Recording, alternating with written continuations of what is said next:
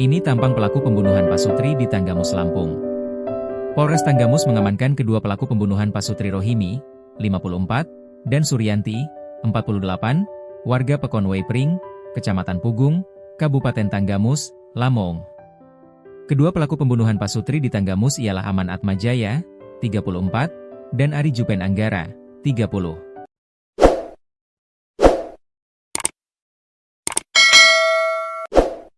Polisi mengamankan pelaku pembunuhan Pasutri di Tanggamus keduanya berdasarkan laporan polisi nomor LP B2512-18 2025 SPKT Polsek Pugung Polres Tanggamus Polda Lampung, tanggal 14 Desember 2025. Kabid Humas Polda Lampung, Kombes Pol Yuni Iswandari Yuyun mengatakan, pelaku pembunuhan Pasutri telah diciduk petugas setelah menghabisi nyawa korban.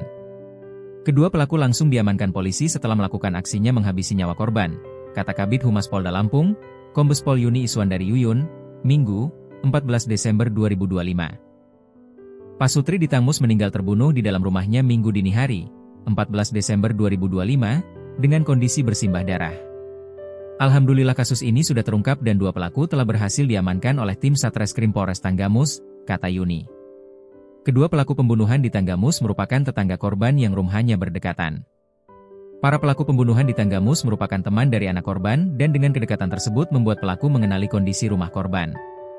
Korban memiliki satu orang anak laki-laki dan pelaku ini merupakan teman-teman dari anak korban dan juga bertetangga dengan korban, kata Yuni. Pelaku ditangkap.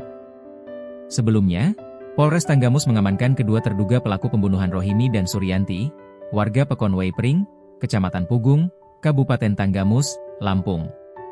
Kedua terduga pelaku pembunuhan tersebut ialah Aman Atmajaya, 34, dan Ari Jupen Anggara, 30.